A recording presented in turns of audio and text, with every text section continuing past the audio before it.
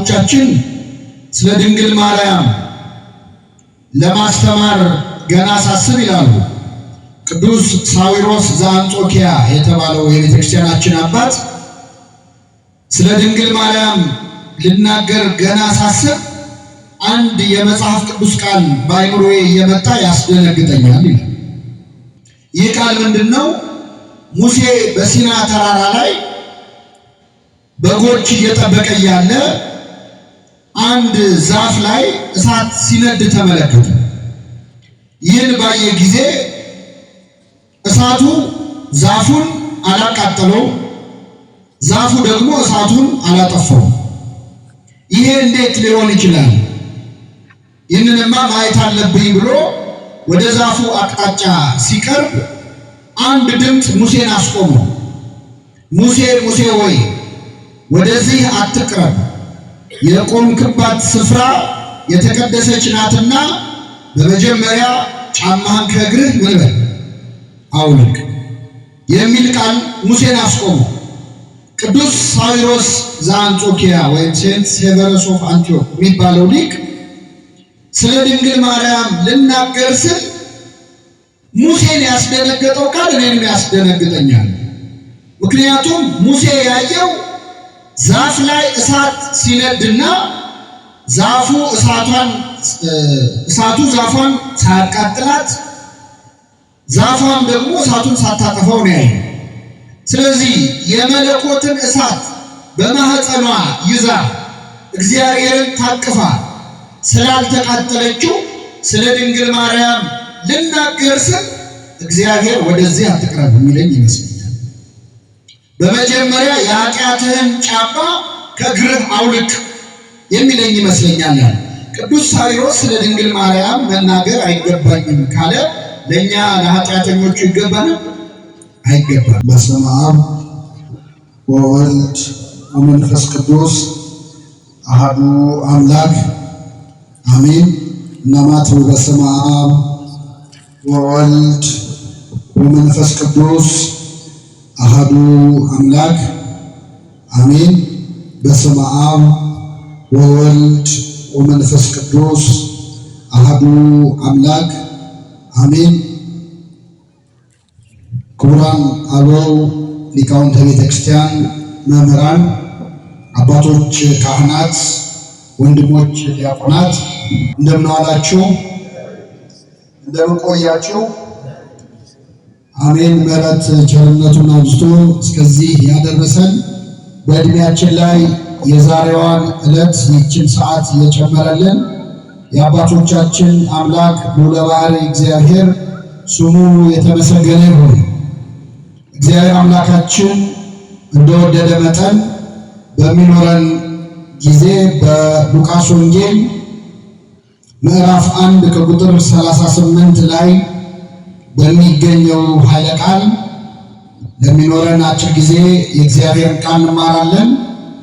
የትምህርታችን ርዕስ የሚሆነው እነሆኝ የጌታ ባሪያ እንደ ቃልህ ይሁንልኝ የሚል ይሆናል። ቃሉን አብረን እንላለን። እነሆኝ በሉ እስኪ። የጌታ ባሪያ እንደ ቃልህ ይሁንልኝ። በዚህ ቃል ተነስተን እንማራለን። ለአባቶቻችን ለነቢያት፣ ለአባቶቻችን ለሐዋርያት፣ ለሐዋርያውያን አበው፣ ለሊቃውንት በጉባኤያቸው ተገኝቶ ምስጢሩን ጥበቡን ገልጦ ያስተማረ አምላካችን እኛንም በቸርነቱ እንዲያስተምረን፣ እንዲመክረን፣ እንዲገስጸን የእርሱ ቅዱስ ፈቃድ ይሁንልን። እነሆኝ የጌታ ባሪያ እንደ ቃልህ ይሁንልኝ። ይህንን ቃል የተናገረችው እናታችን እመቤታችን ቅድስት ድንግል ማርያም ናት። ስለዚህ በዚህ ቃል ተነስተን በሚኖረን ጊዜ ስለ ቅድስት ድንግል ማርያም ስለ እመቤታችን እንማማራለን። አባቶቻችን ስለ ድንግል ማርያም ለማስተማር ገና ሳስብ ይላሉ።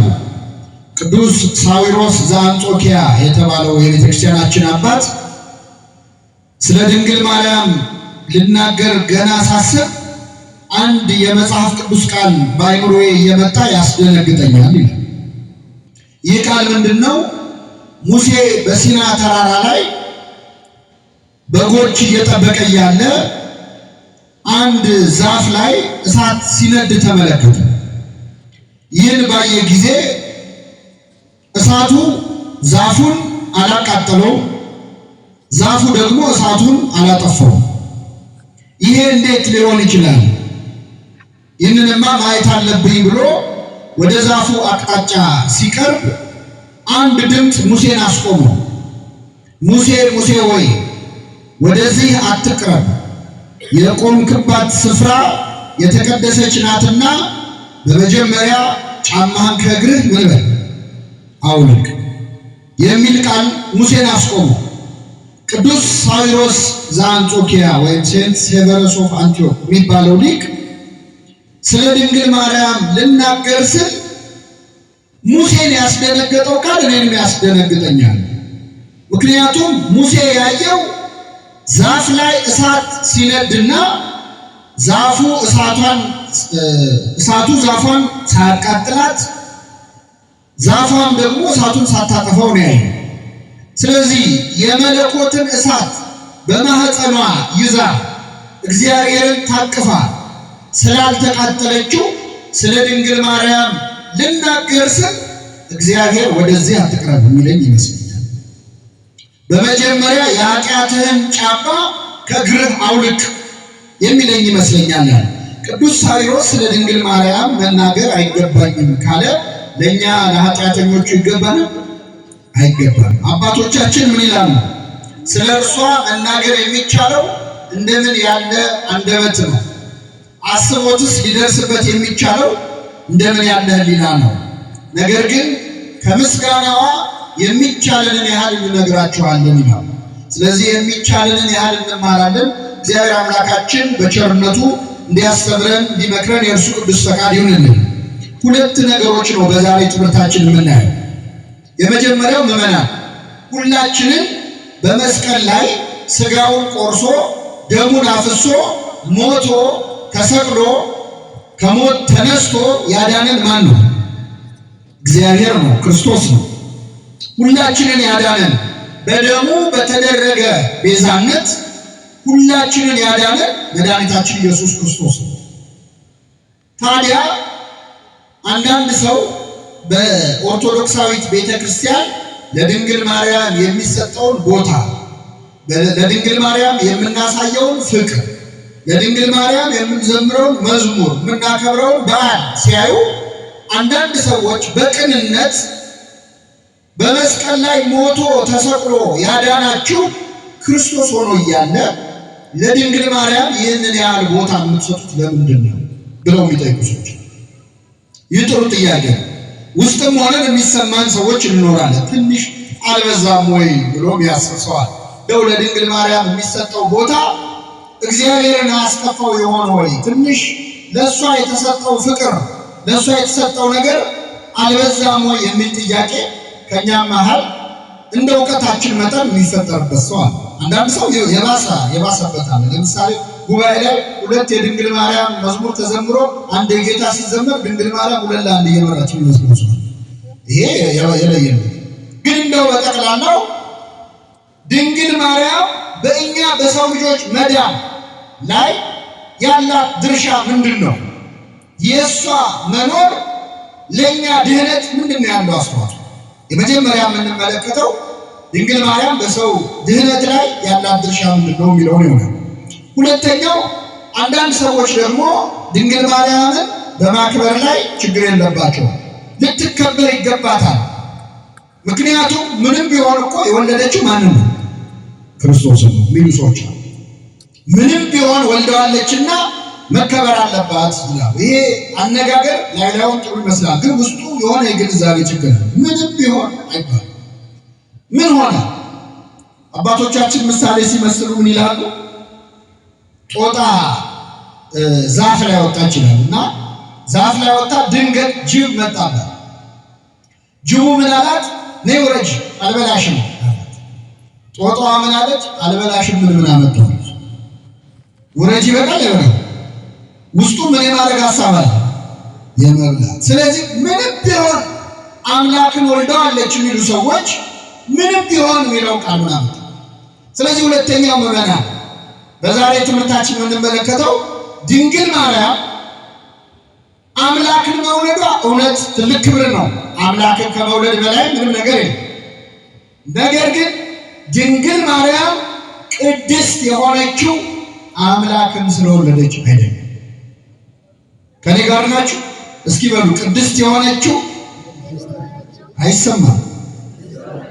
አምላክን ስለወለደች ሳይሆን አምላክን የወለደችው ምን ሆና ስለተገኘች? ቅድስት ሆና ስለተገኘች። አምላክን ለመውለድ ያበቃት ቅድስናዋ ነው እንጂ አምላክን ወልደዋለችና ቅድስት ልበላት ተባለ። እግዚአብሔርን የማረከ የሳበ ከሌሎች ሴቶች ሊወለድ ሲችል ከእሷ እንዲወለድ ያደረገው ሌሎች ላይ ያላገኘው እሷ ላይ ብቻ ያገኘው ነገር አለ። ምንድን ነው?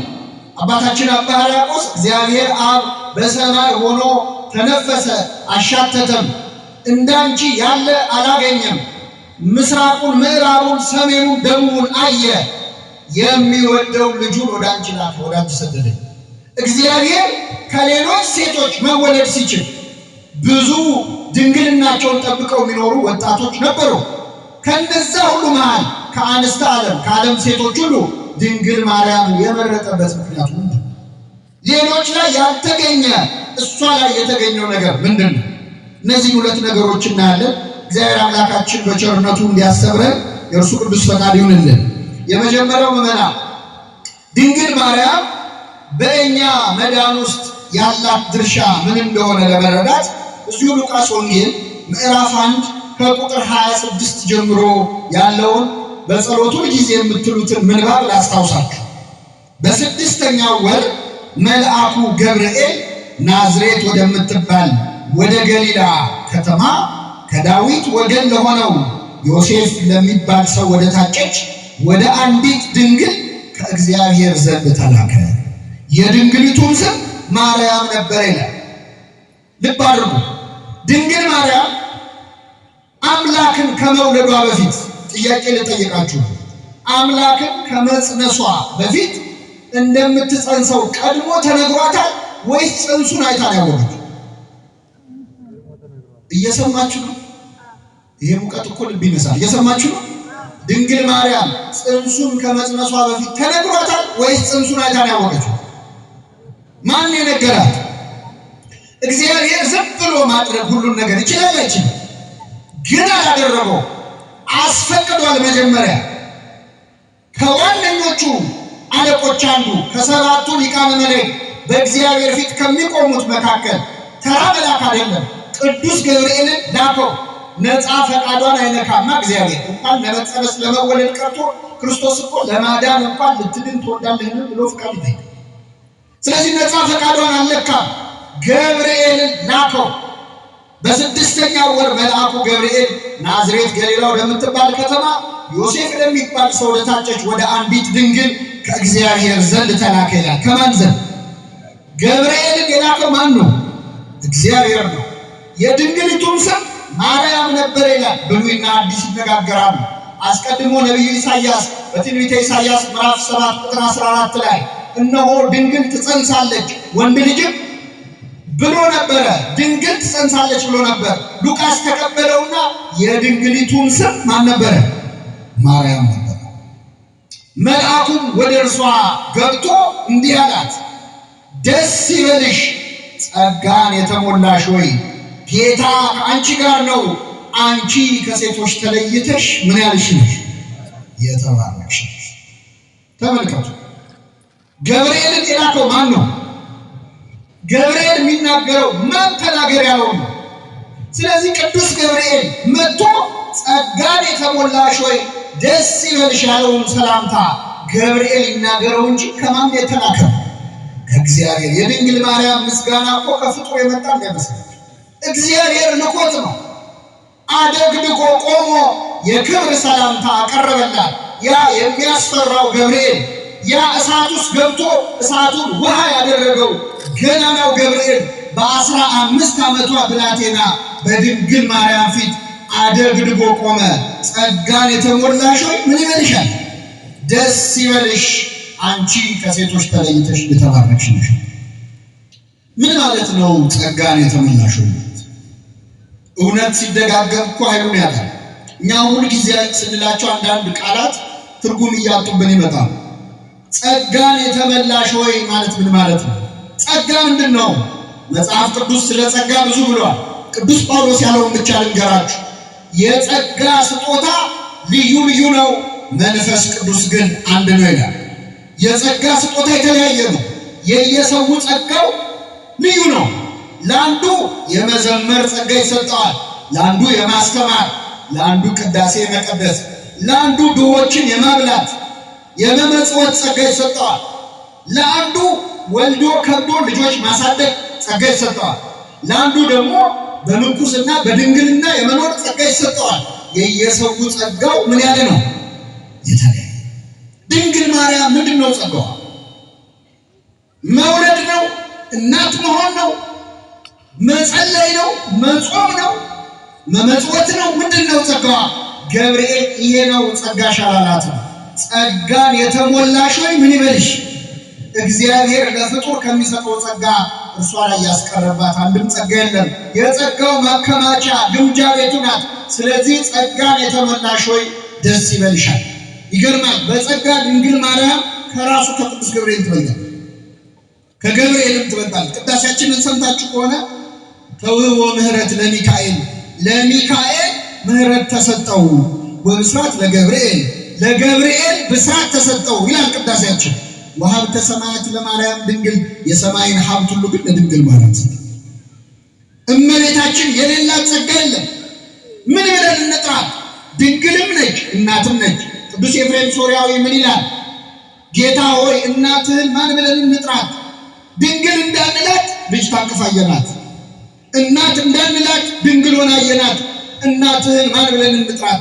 ጌታ ሆይ እናትህን መጥራት እንዲህ ካስቸገረ አንተንማ በምን አንደበት ትጠራለህ?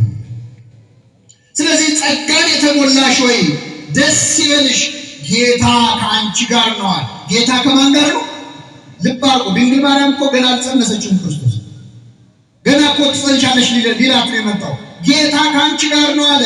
ድንግል ማርያም እግዚአብሔር ከእርሷ ጋር የነበረው ከጸነሰች በኋላ አይደለም። ሳትጸንሰው በፊት ከልቧ ተለይቶ አያውቅም፣ ከሐሳቧ ተለይቶ አያውቅም። ስለዚህ ጌታ ከአንቺ ጋር ነው፣ አንቺ ከሴቶች ተለይተሽ ምን ያልሽ ነሽ? የተባረክሽ። ከሴቶች ተለይተሽ የተባረክሽ ነሽ።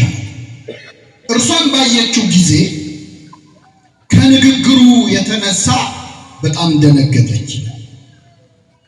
እግዚአብሔር ያሳያችሁ። ባየችው ጊዜ ከምኑ የተነሳ? መጽሐፍ ቅዱስን የሚያነብሰው ይሄ ጥቅስ በጣም ይገርመዋል። ለምን ካላችሁ መጽሐፍ ቅዱስ ላይ ልክ እንደ ገብርኤል አይነት መልአክ ያዩ ሰዎች ምን እንደሚሆኑ አይተው። ለምሳሌ ትንቢተ ዳንኤል ምዕራፍ 10 ምዕራፍ 12 ላይ ሄዱና አንብቡ። ይኸው መልአክ ገብርኤል ዳንኤል ጋር ሄደና ተገለጠለት። ዳንኤል ሆይ ብሎ ገና ሲያናገረው ዳንኤል ራሱን ስተወደቀ፣ እንደ ሞተ ሰው ሆነ። ቀስቅሶ አስነሳው፣ እየተንቀጠቀጠ ቆመ። ጌዲዮን የተባለው መስፍን መልአኩን ባየ ጊዜ ወዮልኝ መሞቴ ነው ብሎ አለቀሰ። ማርያምን ባየችው ጊዜ ራሷን ስታወደቀች ይላል አይልም። እሷን ባየችው ጊዜ ከንግግሩ የተነሳ በጣም ደነገጠች። ከምኑ ያስደነገጣት? መልአኩ ነው? ንግግሩ ነው። ለምን መላእክት አይታ አትደነግጥም? ድንግል ማርያምን አቅፈው ደግፈው ያሳደጓት ቅዱሳን መላእክት ናቸው። ቅዱስ ያሬድ አስተርአያ መልአክ ዘይኮነ ከመ ቀዲሙ፣ እንደ ወትሮ ያልሆነ መልአክ ታያት ይላል። ስለዚህ መልአኳን አስደነገጣት። እርሷን ባየችው ጊዜ ከንግግሩ የተነሳ በጣም ደነገጠች። ይህ እንዴት ያለ ሰላምታ ነው ብላ አሰበች። ይህ እንዴት ያለ ሰላምታ ነው ብላ ተናገረች አይደል? ምን አለች? አሰበች። አንዳንድ ሰዎች ስለ ድንግል ማርያም እኮ መጽሐፍ ቅዱስ ላይ ብዙ አልተጻፈም፣ እናንተ ናችሁ ዝም ብላችሁ የምትተርኩት ይላል። እንኳን ያደረገችው ያሰበችው ሳይቀር ተጽፏል መጽሐፍ ቅዱስ። ይህ እንዴት ያለ ሰላምታ ነው ብላ ምን አለች? አሰበች። አንዴ እንዳይመስላችሁ ቅዱስ ሉቃስ ማርያምን ይህን ነገር ሁሉ በልቧ እያሰበች ተጠብቀው ነበር ይላል። ገና ከዚህ በኋላ ሁለት ጊዜ ሐሳቧ ሳይቀር ተጽፏል በመጽሐፍ ቅዱስ። ይህ እንዴት ያለ ሰላምታ ነው ብላ አሰበች።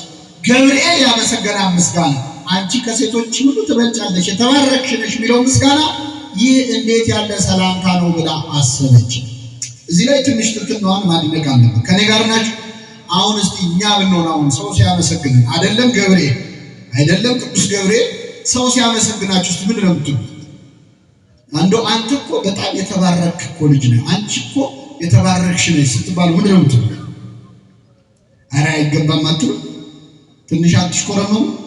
ኧረ አይገባም እንላለን። በሆዳችን ደግሞ አነሰ እንላለን አይደል? ካመሰገነኛ ጋር ምን አለ ትንሽ ይጨምርበት። አበሻ ምቀኛ ነው የምንለው። የአሶሳ ምዕመናን የተባረካችሁ ናችሁ ሲባል ትቅለሰለሳለህ በሆድ ውስጥ ግን ፈልጓል ምስጋና። ላይላዩ ምስጋና ማንፈልግ ይመስላል። ውስጣችን ምስጋና ይፈልጋል አይፈልግም? መልሱልኝ። ብዙ ሰው ትትናው ባፉ ነው። ትትና የሚባለው የልብ ነው የአፍ አይደለም። አሁን እዚህ መሃል አንድ ሰው ቆሞ እኔ ኃጢአተኛ ነኝ እኔ የረከስኩ ነኝ ቢል ወይ እንዴት አይነት ትውት ነው እንላለን። እዚህ ጋር ወጥቶ እኔ የረከስኩ ነኝ ያለውን ሰው ውጪ ሲወጣ ጠብቃችሁ አንተ ርኩስና ብትሉ አቤት ይላል እንዴ? እኔ ብዙ ሰዎች ቢገርሙ ካንተ አላውቅም ይላሉ ወሬ ሲጀምሩ። ካንተ ምን አለ? እስቲ ካንተ አላውቅም የሚሉ ሰዎች አዎ አታውቅም በሏቸው፣ ትደባደባላችሁ። ምን ለማለት ፈልገህ ነው ነው የሚሉት አይደል? መልስ ካንተስ አውቃለሁ ይላል። ትትናችን አፋችን ላይ ነው። እግዚአብሔር የልብ ትትና ያድለን። እመቤታችን ገብርኤል አመስግኗል። ከሴቶች ተለይተሽ ወይም የተባረክሽ ነሽ ወይም ከሴቶች ሁሉ ትበልጫለሽ ሲላት ምን አለች? ይህ እንዴት ያለ ሰላምታ ነው አለች። የ15 ዓመት ልጅ እኮ ናት። ብዙ ሰው የሚረሳው ድንግል ማርያም የ15 ዓመት ልጅ እንደነበረች። አሁን አንዲት ወጣት ሴት እስቲ አይደለም ገብርኤል አንድ ጎረምሳ መጥቶ ከሴቶች ሁሉ ትበልጫለሽ ቢላት ይህ እንዴት ያለ ሰላምታ ነው ትላለች? ልቧ ፍስስ ነው። ብዙ እህቶቻችን ገደል የሚገቡት እኮ በትንሽ ምስጋና እንዳንቺ ያለ ቆንጆ የለም ከተባልሽ ገደል ትገቢያለሽ። ድንግል ማርያም ግን ጎረምሳ አይደለም መጥቶ እንዲህ አላት፣ ድንግል ሆይ የሚያታልሉ ጎልማሶች ያረጋጉሽ አይደለሽም፣ የመላእክት አለቆች አመሰገኑሽ እንጂ አልገመት። ገብርኤል መጥቶ ይህን ምስጋና ሲያቀርብላት እንዲህ ያለውን የምስጋና እጅ መንሻ እንደምን ልቀበለዋለች? እንዲህ ያለውን ስጦታ እንዴት ልቀበለዋል? ትትናዋ የልብ ነው። መልአኩም እንዲህ አላት፣ ማርያም ሆይ አትፍሪ፣ በእግዚአብሔር ፊት ሞገስን አግኝተሻል። በማን ፊት? ተመልከቱ። የኔ ምስጋና ነው ያስፈራሽ? የኔ የመልአኩ ሰላምታን የጨነቀሽ? እንኳን በኔ ፊት በማን ፊት ክብር አግኝተን? በእግዚአብሔር ፊት። አንዳንድ ሰዎች ኦርቶዶክሶች የድንግል ማርያምን ክብሯን አበዛችሁት ይላል። ክብሯን ያበዛው ማን ነው? እግዚአብሔር ነው። እኛ ልንቀንሰው እንችላለን? ልንጨምረው እንችላለን? ፀሐያውን ብንሞቃት ባልሞቃት ሙቀቷ ይቀንሳል። ድንግል ማርያምን ብናከብራትም ባናከብራትም ማናከብሯት እግዚአብሔር። ስለዚህ አትፍሪ አለ። በእግዚአብሔር ፊት ሞገስ አግኝተሻል። እነሆ ትጸንሻለሽ፣ ወንድ ልጅም ትወልጃለሽ፣ ስሙንም ኢየሱስ ትይዋለሽ። ኢየሱስ የሚለውን ስም የሰማነው ከገብርኤል ነው መጽሐፍ ቅዱስ ላይ ለመጀመሪያ ጊዜ። ስሙንም ኢየሱስ ትይዋለሽ፣ እርሱ ታላቅ ነው፣ የልዑል ልጅ ይባላል። ጌታ አምላክም የዳዊት የአባቱን ዙፋን ይሰጠዋል፣ በያዕቆብ ቤት ላይ ለዘላለሙ ይነግሳል፣ ለመንግስቱ ፍጻሜ ነው። ምን አለች እመቤታችን? አሁን አምላክን ትጸንሻለሽ፣ የዘላለም ንጉሥ ትወልጃለሽ ተባለ። ይህን ጊዜ ምን አለች? ተናግራም አታውቀው ድንግል ማርያም ለመጀመሪያ ጊዜ ከአንደበቷ ቃል ወጣ። ሲያመሰግና በሆዷ ነው። ይህ እንዴት ያለ ሰላምታ ነው ያለችው። ኢየሱስን ትወልጃለሽ፣ የዘላለም ንጉሥ ነው አላት። ይህን ጊዜ ምን አለች? ወንድ ስለማላውቅ ይህ እንዴት ይሆናል? እስኪ በሉ ወንድ ስለማላውቅ ይህ እንዴት ይሆናል?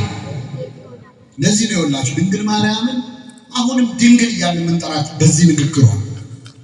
ወንድ ስለማላውቅ እንዴት ይሆናል አለች።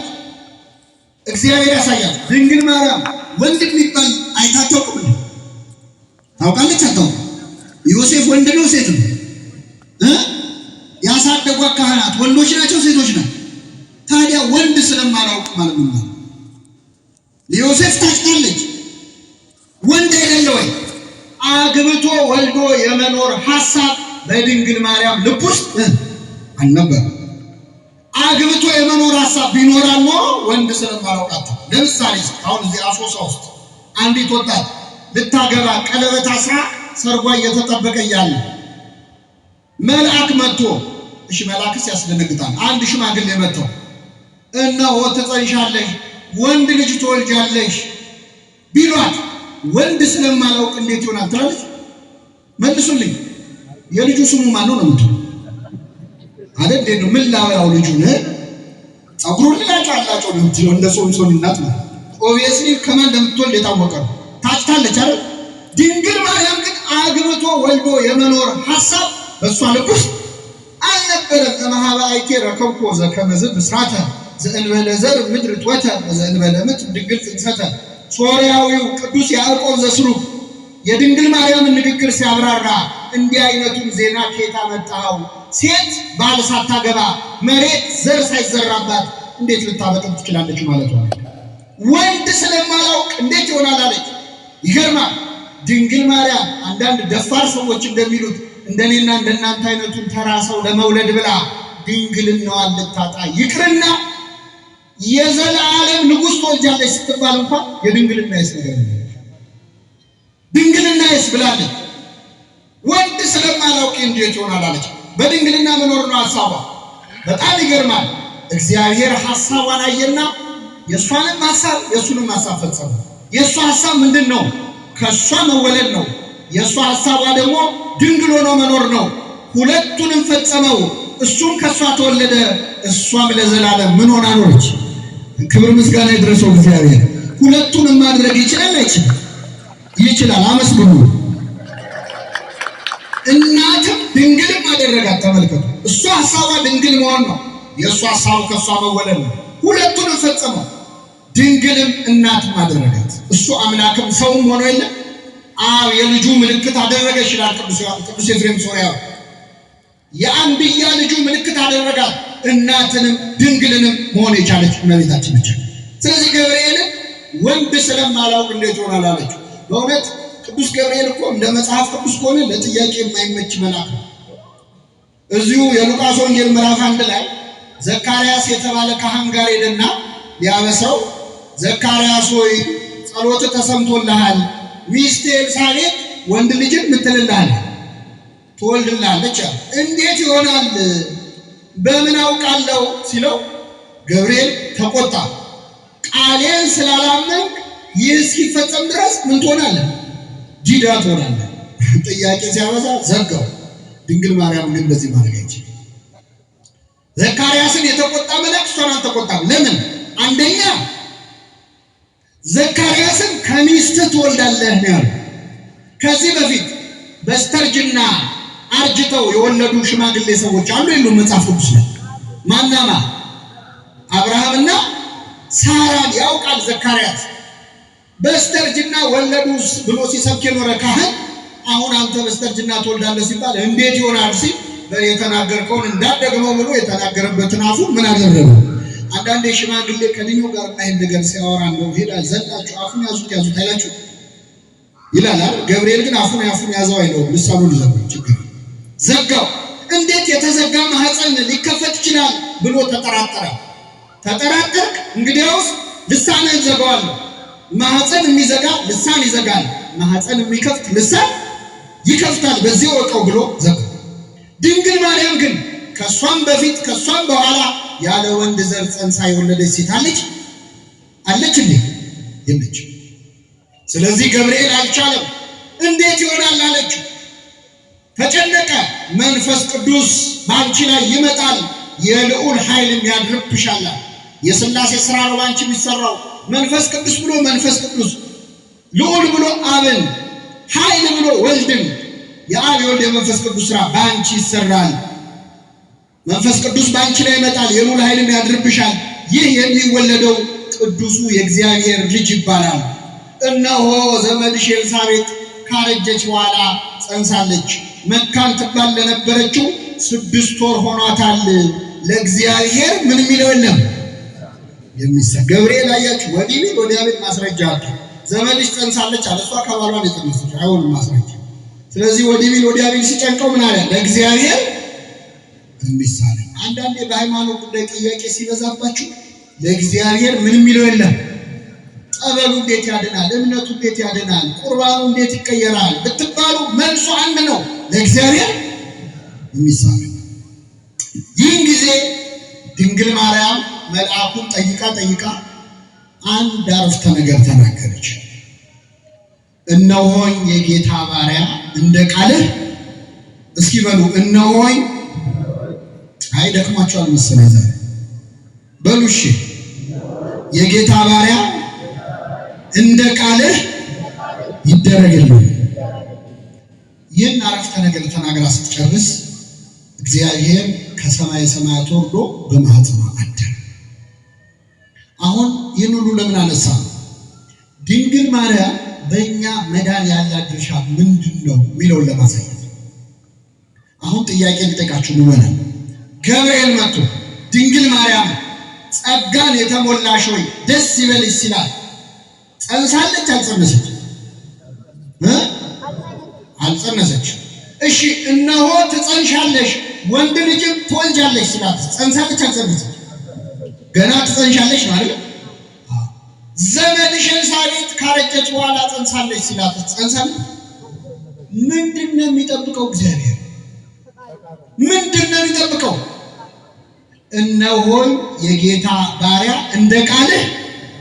ልክ ይህን አረፍተ ነገር ተናግራ ስትጨርስ እግዚአብሔር በብሩህ ደመና መጥቶ በማኅፀኗ አደረ። የሁላችንም መዳን የዛን ጊዜ ተጀመረ። ልብ አድርጉ።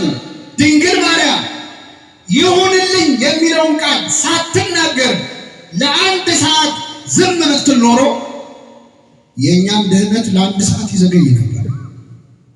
ለአንድ ቀን ዝም ብትል፣ ቆይ ላስብበት ብትል መብቷ ነው። እግዚአብሔር የሰውን ነፃነት ይነካል አይነካም? ለአንድ ቀን ብትቆይ ኖሮ የኛ የሰው ልጆች ድህነት ለአንድ ቀን ይዘገይ ነበር። የኛ መዳን የተጀመረው ምዕመናን ድንግል ማርያም ይሁንልኝ ካለች በኋላ። ይህ ቃል ወሳኝ ነበረ። ሊቃውንቱ ስንት ነገር ጽፈውበታል። አንዱ አባት ምን ይላል? እባክሽን መልስ ስጪ፣ በሲኦል እየተሰቃየን ያለን ነፍሳት አንቺን እየጠበቅን ነውና እመቤት ሆይ መልስ ስጪ። እግዚአብሔር በደሙ ሊገዛን አንቺ ጋር መጥቶ ዋጋ እየተነጋገረ ነውና እባክሽን እሺ በይ። ሲኦል ያሉ ነፍሳት እንኳን ገብርኤል ሲያስራት ቢያዩ ኖሮ እሺ በይ እያሉ ጮሁ ነበር። ምክንያቱም የእሷ ይሁንልኝ የሚል ቃል ለእኛ መዳን እጅግ አስፈላጊ ነበር። ከኔ ጋር ናችሁ ምዕመናን? ለሰው መዳን ሁለት ነገር ያስፈልጋል። መለኮታዊ ፈቃድ ዲቫይን ዊል የሚባለውና ሂውማን ዊል ደግሞ የሰው ልጅ ፈቃድ። ሁለቱ ፈቃድ የግድ ያስፈልጋል። መለኮታዊ ፈቃድ የእግዚአብሔር ፈቃድ እኛን ለማዳን ገብርኤልን ሲልክ ፈቃዱን አሳይቶ፣ የሰውን ፈቃድ ይሁንልኝ ብላ ያሟላችሁ ማነች? እመቤታችን። ስለዚህ በእኛ መዳን ድርሻ አላት የላትም? የበለጠ ግልጽ እንዲሆንላችሁ መጽሐፍ ቅዱስ ላይ ካሉ ከሁለት ሰዎች ጋር አነጻጽሬ ልንገራችሁ። አንደኛው ኦሪት ዘጸአት ምዕራፍ 3 ላይ የምታገኙት ሙሴ ቅድም እንደነገርኳችሁ በሲና ተራራ ላይ ዛፍ ሲነዳየና እግዚአብሔር አነጋገረው። ሙሴ ሆይ ወደ ግብፅ ሄደ ያገለግለኝ ዘንድ ሕዝቤን ልቀቅ ብለህ ለፈርዖን ተናገረ። ተመልከቱ፣ ተናጋሪው እግዚአብሔር ነው። የሚሰማው ሙሴ ነው። እግዚአብሔር ሂድና ሕዝቤን ልቀቅ ብለህ ለፈርዖን ተናገረ። እሺ አላለም። ሙሴ 3 ጥያቄ ጠየቀ። የመጀመሪያ ጥያቄ ጌታ ሆይ ወደ ግብፅ ሄጄ ሕዝቡን ነፃ ልቀቅ ብዬ ለፈርዖን ስናገር ማን ነው የላከህ ቢለኝ ማን ልበለው? አንተ ማን ነህ አለው። ጥሩ ጥያቄ ነው። እኔ የአባቶች የአብርሃም የይስሐቅ የያዕቆብ አምላክ እግዚአብሔር ነኝ፣ ያለና የነበረ እኔ ነኝ፣ ያህዌ ወይም ደግሞ አይ አም አነ ውእቱ አነ እኔ ነኝ አለ። መለሰለት አልመለሰለት? ሙሴ ስንት ጥያቄ ጠየቀን ያልኳቸው? ሁለተኛ ጠየቀ። እሺ አንተስ ያለና የነበረ አምላክ ነው፣ ግን ሄጄ ለሕዝቡ ስነግራቸው ባያምኑኝሳ ምን ባይሉኝስ? ጥሩ ጥያቄ ነው። በእጄ ያስከው ምንድን ነው አለ። በትር ነው አለ። ጣለው እባብ ሆነ። መልሰህ አንሳው።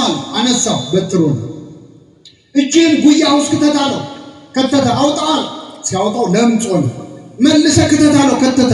ሲያወጣው ንጹህ ሆነ። ይሄ ነው መልሱ። ጥያቄው ምን ነበር?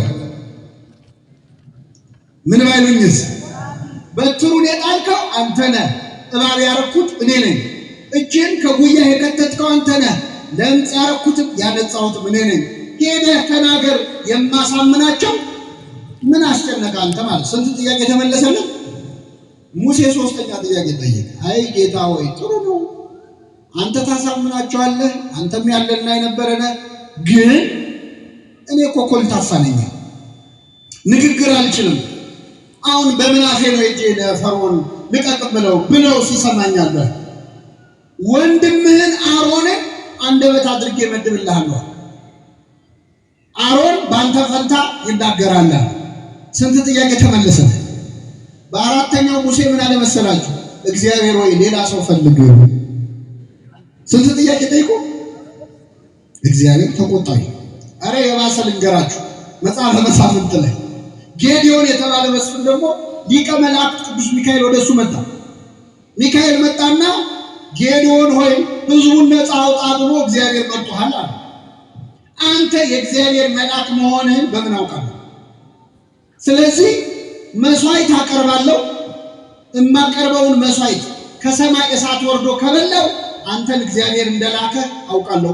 ስለዚህ መስዋዕት እስካቀርብ ድረስ ከዚህ ጋር እንዳትላወሳለሁ። ማንን ነው እንዳትላወስ? ቅዱስ ሚካኤል የዋሃደ እሺ ብሎ ቆመለት። መስዋዕቱን አቀረበ። እሳት ከሰማይ ወርዶ መስዋዕቱን በላው።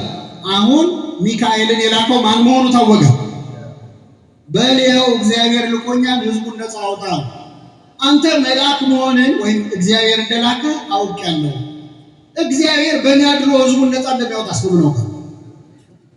ስለዚህ የበግ ቆዳ የበግ ጸምር መሬት ላይ አነጥፋለሁ። የበግ ቆዳ ሌላው ሁሉ ደረቅ ሲሆን እሱ ላይ ዝናብ ይሁን፣ ሌላ ቦታ ሲዘንብ እሱ ላይ ደረቅ ይሁን። ያኔ እግዚአብሔር በእኔ አድሮ ስራ እንደሚሰራ አውቃለሁ። ተደረገለት። ተደረገለት። ድንግል ማርያም በድንግልና ጸንሰሽ በድንግልና ትወልጂዋለሽ ስትባል እዚህ ጋር ዝናብ ዘንቦ እዚህ ጋር ደረቅ ይሁን ብላለች። እነሆኝ የጌታ ባሪያ እንደ ቃልህ ይደረግ። የሰው ልጅ ድህነት እየተጠበቀ ነፍሳት በሲኦል እየተሰቃዩ የምን ቀጠሮ ነው? እነሆኝ የጌታ ባሪያ፣ እኔ ባሪያህ ነኝ፣ አገልጋይህ ነኝ፣ እንደፈለግክ አድርገህ በእኔ ተጠቀምብኝ ብላ እድሜዋን ልትሰዋ ራሷን አሳልፋ ለእግዚአብሔር ሰጠች። እግዚአብሔር አንድያ ልጁን ለዓለም ከመስጠቱ በፊት ራሷን ለእግዚአብሔር አሳልፋ የሰጠችው ድንግል ማርያም ነች። እመቤታችን በእኛ መዳን ድርሻ አላት የላት? አላት። የሚገርማችሁ እመቤታችን ይሁንልኝ ብላ ብቻ አምላክን መጽነሷ አይደለም የእሷ ድርሻ። መጽነሷ መውለዷ ብቻ አይደለም። በሕፃንነት እድሜዋ በ16 ዓመቷ ወልዳ 3 ዓመት ከመንፈቅ ሕፃን ሆና ሕፃን ታቅፋ በግብፅ በረሃ ተንከራተለች። መንገድ ባለመደ ጉልበቷ እንዴ አምላክ ነህ አልተባለም እንዴ? የምን ስደት ነው? በኃይል አጥፋቸው እንጂ አላለች፣ አላጉረመረመች። ግብፅ በረሃ ደርሳ ተመልሳለች። ከሁሉም ምእመናን ድንግል ማርያም ክርስቶስ ሲሰቀልም እዛ ቆማ አይታለች። ከኔ ጋር ናችሁ? ይኸውላችሁ ከብዙ ሰዎች ጋር መግባባት የሚቸግረን እዚህ ላይ። አንዳንድ ሰዎች ልጇ ተሰቀለ እንጂ እሷ ምን ሆነች? እሱ እኮ ነው የሞተው እሷ ምን ሆነች ይላል። እንደው ሃይማኖቱን አንድ ጊዜ እናቆየውና አንድ ልጅ ሆዱን እንኳን ሲያመው የምትጨነቀው ማነች? ትንሽ ልጅ ሲታመም ከልጇ በላይ የምትታመመው ማነች? አንድ ልጅ 6666 ጊዜ ሲገረፍ ስታይ እናት ምን ይሰማል? ክርስቶስ እኮ የተገረፈው እኛ ለቦሄ በምናጮኸው ጅራፍ አይደል። ሮማውያን የሚገርፉበት ጅራፍ ከሾለ አጥንትና ከሚስማር ነው የሚሰራው። ከብረት ቁርጥራጭ ነው የሚሰራው። ሰውነት ላይ ካረፈ በኋላ ስጋ እየነጨ ነው የሚነሳው። ነጭቶ የሚነሳውን ስጋ አራግፈው ነው የሚገርፉት። ነገር ይህ ሁሉ ሲሆን ድንግል ማርያም ቆማ አይታለች። እናት አይደለች? ምን ይሰማታል እንደ እናት? እያንዳንዱ ጅራፍ በክርስቶስ ጀርባ ላይ ሲያርፍ በድንግል ማርያም ልብ ውስጥ ሌላ ጅራፍ ያርፍ ነበር።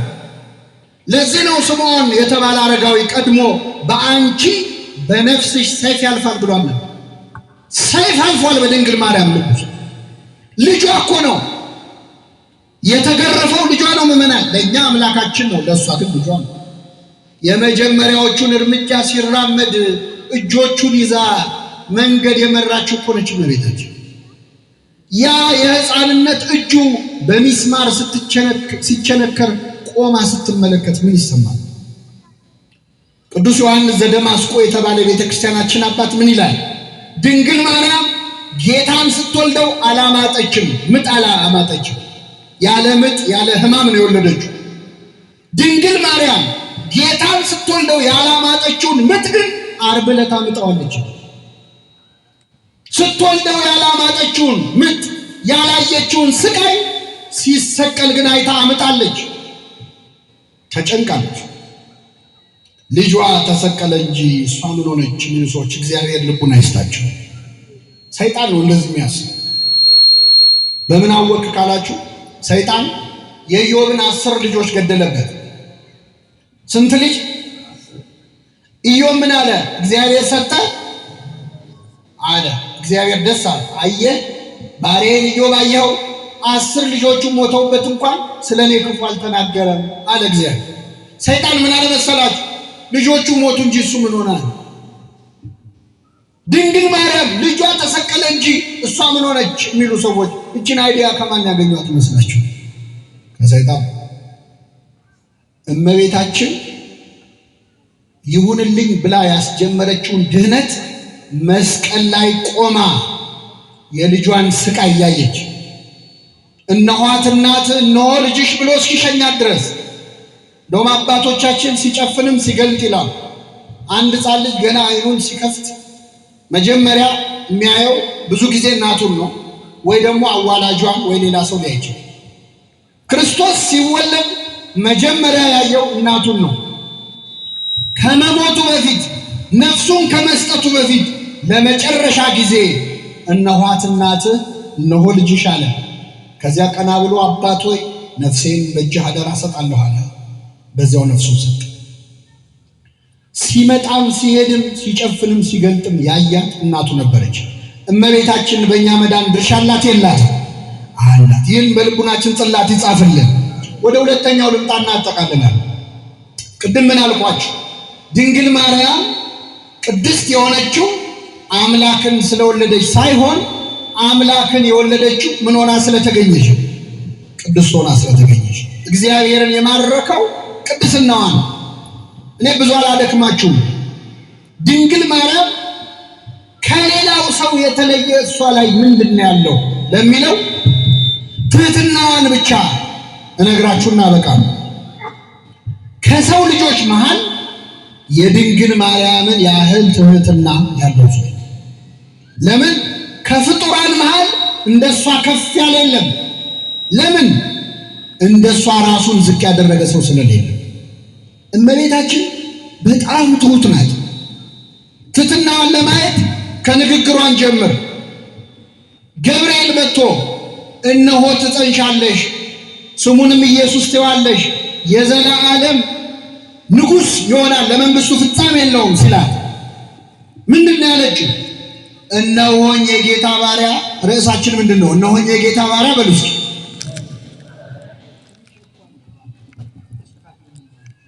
እነሆኝ የጌታ ባሪያ እንደ ቃልህ። እነሆኝ የጌታ ምን ያለችው?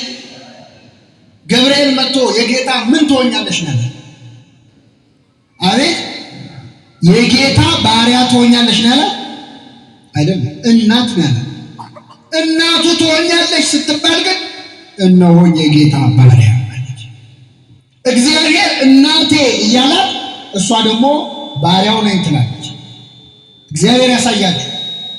ይሄ የድንግል ማርያም። አንዳንድ ሰዎች እኮ አሁንም ከኛ መሀል እየኖሩ ምን እሷ እንደወለደችው እኮ እኔም በዛ ዘመን ብኖር ወልደው ነበር ነው። እንግዲህ ትንሽ ሲቆዩ የውሸት ክርስቶስ ይመጣል ወይ እሱን ይወልድ ይሆናል አለ። ድንግል ማርያም ግን ገብርኤል መጥቶ አንቺ ነሽ የምትወልጂው እያላት እነሆኝ የጌታ ባሪያው አለች። ቅዱስ ያሬድ እንዘ አመቱ እሞረሳያ ባሪያው ስትሆን እናቷ አደረጋት ይላል። እሷ ደግሞ እናቱ ስትሆን ራሷን ባሪያ ብላ ጠራች። አንዴ እንዳይመስላችሁ ከጸነሰችው በኋላ ስትጸልይ ምን አለች? ነፍሴ እግዚአብሔርን ታከብረዋለች፣ መንፈሴም በመድኃኒቴ በእግዚአብሔር። ከዚያስ የባሪያይቱን መዋረዳት ትሕትና አያቋርጥ። ይህ ብቻ አይደለም። እንግዲህ ልብ አድርጉ፣ የድንግል ማርያም ክብር አምላክን መውለድ ነው። አንዳንድ ሰዎች ምንድን ነው የምታጋንኑት ይላሉ። በቃ ወለደችው አበቃ፣ ምንድን ነው ኢትስ ቢግ ዲል የሚሉ ሰዎች ከኔ ጋር ናቸው። እስቲ አምላኩን ወልዶ የሚያውቅ ሰው አለ? የምታውቁት አለ? ካለ ያሳዩንና እሷን ማክበር እናቆማለን። የለም። ተመልከቱ፣ ጻድቅ መሆን ይቻላል፣ መልአክ መሆን ይቻላል በቅድስና። አምላክን መውለድ ግን አይቻልም። ይሄ ስንት የተሰጠ እድል ነው።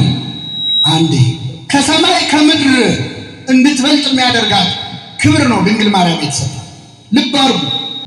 እኛ እጃችንን ዘርግተን በሰማያት የምትኖር አባታችን ሆይ የምንለውን አምላክ ድንግል ማርያም አቅፋ ቁልቁል ተመልክተዋለች።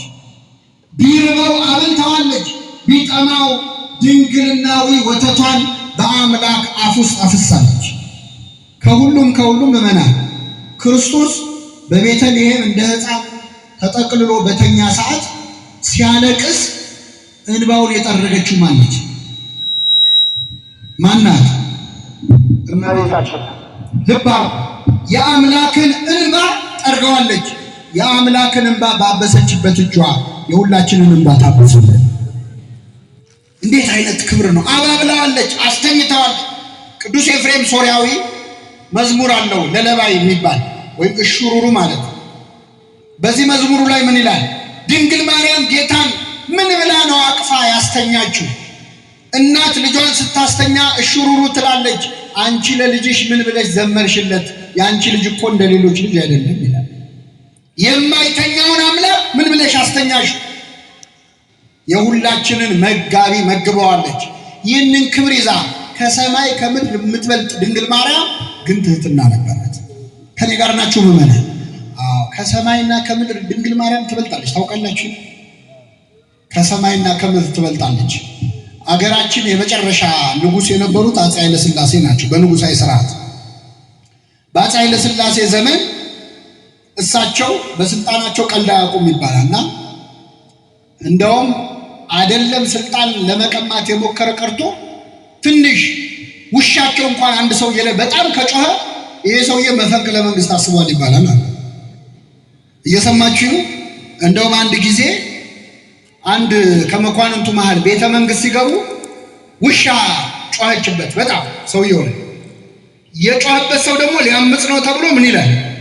ይታሰራል። እና እኚህ ሰውዬ ውሻዋ ስትጮህ ዞሩና ምን አሏት? አንቺ ውሻ ሰው ያላሰበውን አታሳስብ። ልክ ነው። ጎልማሳ በሚስቱ ንጉሥ በመንግስቱ ሲመጡበት ይወዳል አይወድም? ልንገራቸው። አፄ ኃይለ ሥላሴ ይቀመጡበት የነበረ ዙፋን አለ። የእሳቸው ዙፋን ላይ አንድ ሰው ሄዶ ይቀመጣል? ሞት ካላማረው ይቀመጣል? ከተቀመጠ ሌላ መዘዝ። ዙፋናቸው ክቡር ነው፣ ግን ዙፋናቸው አርጅቶ ቢሰበር ቢበላሽ እኚህ ሰውዬ ለቅሶ አይቀመጡ። እናታቸው ብትሞትስ ያዝናሉ አያዝኑ? መልሱልኝ። ከእናትና ከዙፋን ማን ይበልጣል? አረ መልሱ። ከእናትና ከዙፋን ማን ይበልጣል? እግዚአብሔር ምን አለ? ከኔ ጋር በሉ። ሰማይ ዙፋኔ ነው፣ ምድርም የእግሬ መርገጫ ነው። ሰማይ የእግዚአብሔር ምኑ ነው? ድንግል ማርያም ምኑ ናት? ከእናትና ከዙፋን ማን ይበልጣል? ሰማይ አላጠባው፣ ሰማይ አላሳደገው። ከሰማይና ከምድር የምትበልጥ ናት ድንግል ማርያም። አንዳንድ ሰዎች ድንግል ማርያም ወደ ሰማይ አድርጋለች ስንል ደማቸውን ይፈላሉ። ሰማይ ለእሷ ቁም ነገር ነው እንዴ? እሷም በማየቱ ሰማይ እድለኛ ነው። ምክንያቱም ሰማይ ከሰማይ በላይ ያለው ሰማይ የማይዘውን አምላክ በማኅፀኗ ይዛ፣ ይህንን ክብር ይዛ ግን ትሁት ነበረች። ገብርኤል ካመሰገነት በኋላ ምን አደረገች? ማርያምም በዚያ ወራት ተነስታ ወደ ተራራማ ወደ ኤፍሬም ሀገር ፈጥና ወጣች። ወደ ዘካርያስ ቤት ገብታ ኤልሳቤጥን ተሳለመቻት ይላል። አምላክን በማህፀኗ ይዛ ዘመን ለመጠየቅ ሄደች። ከኔ ጋር ናችሁ? ልብ አድርጉ። አምላክን ወልዳ ጸንሳ በማህፀኗ ይዛው ዘመን ለመጠየቅ ሄደች። አሁን አንዲት ሴት በዚህ ዘመን አይደለም አምላክን መጽነስና መውለድ ልጅሽ ጠቅላይ ሚኒስትር ሆኗል ብትባል ዘመን ትጠይቃለች? ሎተሪ ደርሶሻል ብትባል ዘመን ትጠይቃለች? እንኳን ልጠይቅ ድሮ የጠየቀችው ይቆጫታል አይደለም? ብዙ ጊዜ እኮ እኛ ትንሽ ክብራችን ሲጨምር ጸባያችን ይቀንሳል። ብዙ ሰው ደሞዙ ሲጨምር ሰላምታው ይቀንሳል። ድንግል ማርያም ግን ማንም የማይደርስበትን ክብር ተሰጥቷል። በማህፀኗ አምላክን ይዛ 130 ኪሎ ሜትር ብቻዋን ተጉዛ ያለ አጃቢ ፈጥና በተራራማው በኤፍሬም ሀገር ሄደች። ወደ ዘካርያስ ቤት ገብታ ኤልሳቤጥን ተሳለመቻት። እኛ እንሳለማት እንጂ እሷ አልነበረችም መሳለም ያለባት። የድንግል ማርያምን ትህትና ያድለን። ጀምረነዋል እንጨርሰው። ኤልሳቤጥ ቤት ስትገባ ምን አቀባበል ተደረገላት? ይነግሬያቸው አበቃለሁ። ኤልሳቤጥም የማርያምን ሰላምታ በሰማች ጊዜ መንፈስ ቅዱስ ሞላባት ይላል። ምን ሞላባት? መንፈስ ቅዱስ።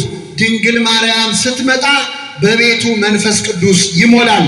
እመቤታችን ወደ ሁላችን ቤት ትምጣለን። ኤልሳቤጥም የማርያምን ሰላምታ በሰማች ጊዜ መንፈስ ቅዱስ ሞላባት። በታላቅ ድምፅም ጮኻ እንዲህ አለች፣ አንቺ ከሴቶች መካከል የተባረክሽ ነሽ፣ የማህፀንሽን ፍሬ የተባረከ ነው። ከኔ ጋር ናችሁ? ልብ አድርጉ። ድንግል ማርያም ወደ ኤልሳቤጥ ቤት ስትመጣ በኤልሳቤጥ ላይ መንፈስ ቅዱስ ሞላባት ይላል። በጣም ይገርማል።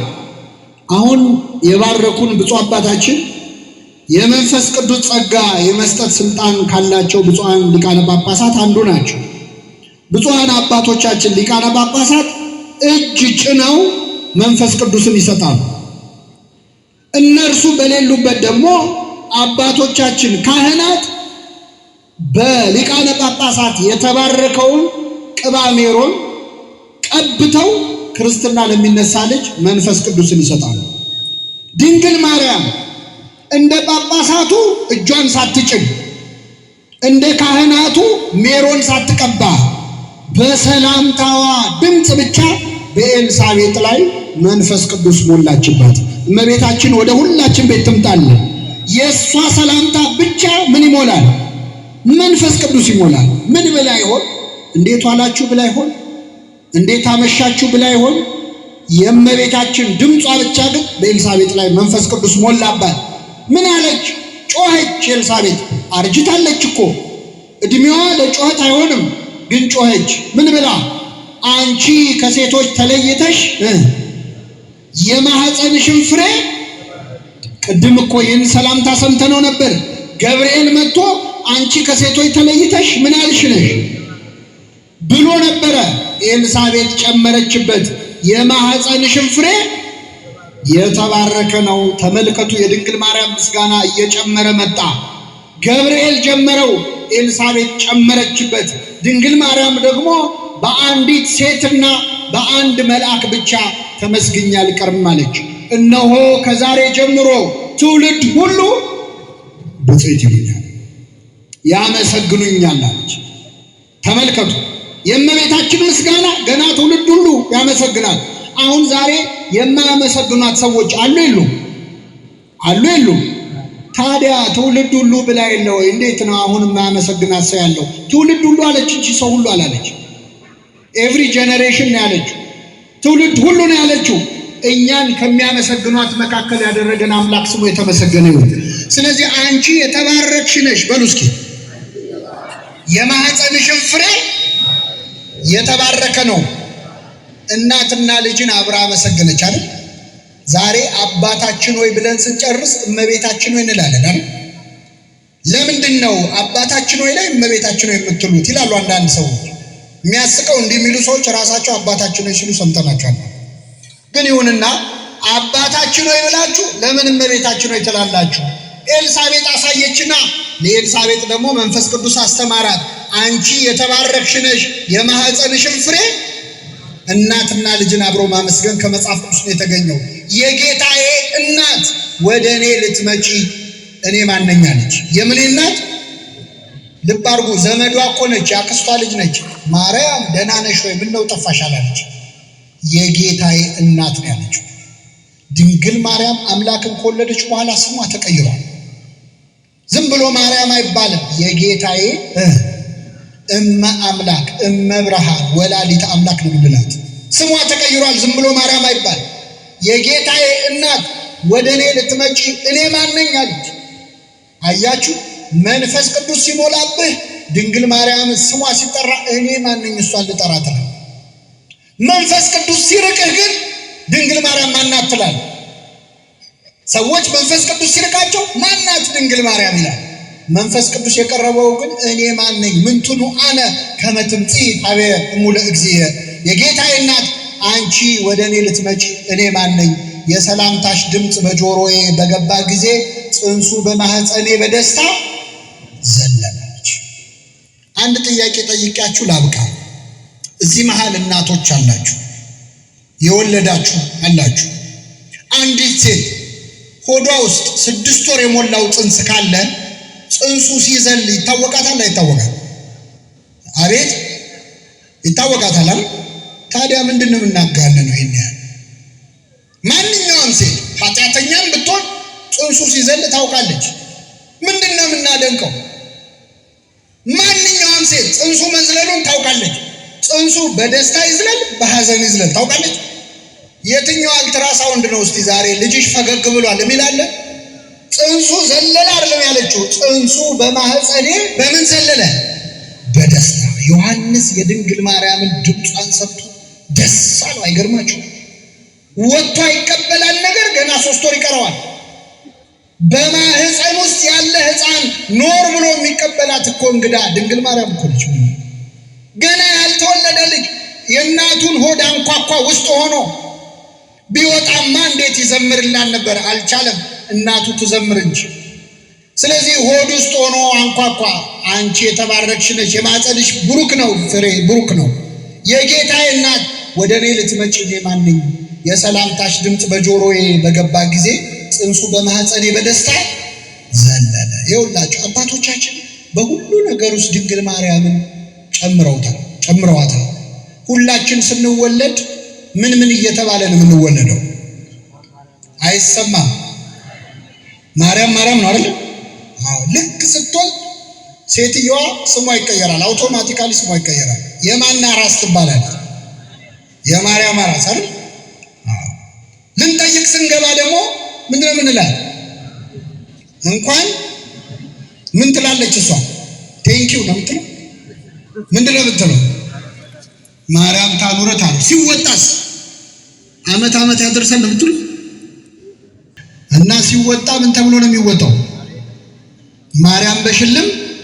እና አንዱ ልጅ ይገርማቸዋል መረረው ማለት በሆነ ባልሆነው ማርያም ህፃናት ሲጫወቱ ራሱ የምን መንገድ ስጠኝ ነው የሚባለው። ጥቁር ነገር ሰውነት ላይ ሲወጣ ምንድን ነው የሚባለው? አንዳንድ ሰው የሚናደዳል። ምን አገናኘው ጽንስና ድንግል ማርያም? እንኳን ማርያም ማረችሽ ከማለት ለምን እንኳን ኢየሱስ ማረን? ጽንስና ድንግል ማርያምን አብረው ያገኘናቸው መጽሐፍ ቅዱስ ላይ ነው። የሰላምታሽ ድምፅ በጆሮዬ በገባ ጊዜ ጽንሱ በማህፀኔ በደስታ። እመቤታችንን ከጽንስ ጋር ተገናኝታ ያገኘና መጽሐፍ ቅዱስ ላይ ነው። እንደ ኤልሳቤጥ ቤታችን ባትመጣም ስሟን መጥራት የሚከለክለን የለም። ማርያም ተብለን ተወልደናል። ገና እስከ ምጽአት ድረስ ማርያም እያለን እንወልዳለን። በእውነት ይህንን አያረቅብን እግዚአብሔር። ስለዚህ ምን አለ? አንዳንድ ሰው ምን አይመችም። አንድ ልጅ ሄደና አንድ አባት ጋር ጠየቃቸው። ምንድነው ልጅ ተወለደ? ማርያም ህፃናት ሲሯሯጡ የማርያም መንገድ አልበዛም ወይ አላቸው። ሲላቸው እኛ አባት ምን አሉት? ብርቱካን ነበረ እዛ ጋር፣ እስቲ ያን ብርቱካን አቀብለኛል። እሺ ብሎ አንጥቶ ሰጣቸው። እኛ አባት ያን ብርቱካን ላጡና ጥርግ አድርገው በሉ ብቻቸው። ልጁ ደግሞ ርቦት ነበረ። ምራቁን እየዋጠ ካሁን አንዱን አንስተው ይሰጡኛል ሲል ጨረሱ። ከዛ ሲጨርሱ ልጣጩንም ካጣለው አሉት፣ ወስዶታል። እኔም እልህ አሉት አሁን የበላሁት ብርቱካን ይጣፍጣል አይጣፍጥም ማለት ደሙ ፈላ። እኔ ምን አውቃለሁ እንዴ ለምን አታውቅም ማለት አልቀመስኩትም ማለት የድንግል ማርያምንም ፍቅሯን ካልቀመስኩ አታውቀውም ማለት ምእመናን ጥቅሱ ሊጠፋን ይችላል የእመቤታችን ውለታ ግን ይረሳል አይረሳም። እናት አባቶቻችን የዮሐንስ ወንጌል ምዕራፍ 2 ጠቅሰው ድንግል ማርያም አማልዳለች ብለው መናገር አይችሉም። በሷ ምልጃ የዳነ ቁስላቸውን ግን ገልጠው ማሳየት የሚችሉ ብዙዎች አሉ። ለሷ ምልጃ ለሷ ክብር ከኛ በላይ ምስክር የለም። እመቤታችን በእኛ መዳን ድርሻ አላት። እግዚአብሔርን የማረከትትና በድንግል ማርያም ላይ ተገኝቷል። አባቶቻችን ስለ እመቤታችን አመስግነው በማመስገናቸው ይቅርታ የሚጠይቁ ናቸው። ያንቺን ቅዱስ ስም እግዚአብሔር ያከበረውን ስምሽን በማይገባ አንደበቴ ስለጠራው ይቅር በይ ነው። አባ ጊዮርጊስ ያለውን ልንገራችሁ እናበቃለሁ። ከኔ ጋር ናችሁ? አሁን እዚህ ማለት ሁለት አይነት ሰው አለ። አንዳንድ ሰው ድንግል ማርያምን እኔ አልጠላትም ግን ፍቅሯ ብዙም አይገባኝም የሚል ሰው አለ። ብዙም አይሰማኝም እንዲህ የምትሉ ሰዎች፣ እንደዚህ የምንል ሰዎች እግዚአብሔር ፍቅሯን ያብዛልን። አዎ ኤልሳቤጥ ተሰጥቷት ነው አይደል ያመሰገነችው? ሲሰጥ ነው እሷን መውደድ። ድንግል ማርያምን እንድትወዱ የሚያደርግ መጽሐፍ ልጠቁማችሁ። አርጋኖን የሚባል የጸሎት መጽሐፍ አለ። ምን አልኳችሁ? አዎ አባ ጊዮርጊስ ዘጋስጫ የደረሰው እሱ ጸሎት ጸልዩ፣ እግዚአብሔር ፍቅሯን ለሁላችን ያብዛልን። ሁለተኛው አንዳንድ ሰው ደግሞ ኧረ እኔ እንደውም ፍቅሯ በዝቶብኝ በጣም ጨንቆኛል የሚል ሰው፣ እንደውም ክርስቶስን ቅር እንዳይለው ለእሷ ያለኝ ፍቅር በዝቶ ተቸግሬያለሁ የምትሉ ካላችሁ እንዳትጨነቁ። እርሷን መውደድ በዛ ብላችሁ እንዳትጨነቁ። ለምን?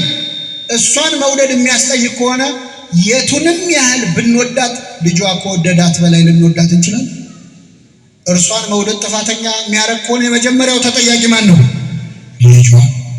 ከሱ በላይ ልንወዳት አንችል እና አባ ጊዮርጊስ ዘጋስጫ የተባለው አባት ያደረገውን ልንገራችሁ እናበቃለን። የደረሰው መጽሐፍ ምንድነው አልኳችሁ? አይሰማም? አርጋ አባ ጊዮርጊስ እመቤታችንን በጣም ይወዳል ነበር እና እስር ቤት ታስሮ ወደ 10 ዓመት በእስር ማብቋል። አባ ጊዮርጊስ ዘጋስጫ ያሳሰረው አጼ ዳዊት የሚባል ንጉሥ ነው እና በቃ ከዚህ በኋላ አይፈታኝም ብሎ ተስፋ ቆርጦ እዛው እስር ቤት ውስጥ መቃብር ቆፍሮ ይጠብቃል፣ እዛው ሊቀበር ማለት። የእግዚአብሔር ነገር ሆነና አጼ ዳዊት ከፈረስ ላይ ወድቆ ሞተ። ሲሞት አንድ ሰውዬ በፈረስ እየጋለበ ወደ አባ ጊዮርጊስ መጣ ሊያበስረው። አባታችን እንኳን ደስ አላህ ነው፣ በአምላክ የምስራች ምስር ብላ ምን ተገኛል? ሲያሰቃየ ሲያስረ የነበረው አጼ ዳዊት ዛሬ ከፈረስ ላይ ወድቆ ሞተ። አባ ጊዮርጊስ ቁጭ ብሎ ስቅስቅ ብሎ አለቀሰ። ከኔ ጋር ናችሁ? እስቲ አውርኛ ብሎ 10 ዓመት ሙሉ ያሰረ የገረፈ ያሰቃየ ንጉሥ ሞተ ብትባሉ ምን ረምቱ እሳትሉ ምን ልንገራችሁ? አበሻ ቆንጆ ነው፣ ደስ የሚለው ጸባዩ። ሞተ ስትባሉ ወይ ሞተ እንዴ ትላላችሁ። መጀመሪያ ነው ያልኩት። ከዛ ሙት ወቃሻ አድርገኝ እንጂ አፈሩን ገለባ ያርግለት እንጂ እሱም አብዝቶት ነበር ነው አይደል? ከዛ ከፋይል እያወጣን እንሳደባለን። አባ ጊዮርጊስ ግን አለቀሰ። ምንድነው የሚያስለቅሰ? ሲያሰቃየ ሲያስር የነበረ ንጉሥ እኮ ነው አለ። አረ ከዚህ በኋላ 1000 ዓመት ኖሮ 1000 ዓመት ቢያስረግ ይሻለው ነበር። እንዴት እንደዚህ ትላለህ? እሱ እኮ በጣም ይጠላሃል። ንጉሥ እኮ እንዳንተ የሚጠላው ሰው የለም አለ። ልክ ነው፣ እኔን ይጠላኛል፣ ድንግል ማርያምን ግን ይወዳት ነበር። አባቶቻችን እነሱን የሚጠላ ሰው ራሱ እርሷን ከወደደ ይወዱ ነበር። የአባቶቻችንን ፍቅር ያድለን፣ የሰማነውን በልቡናችን ያሳድርብን።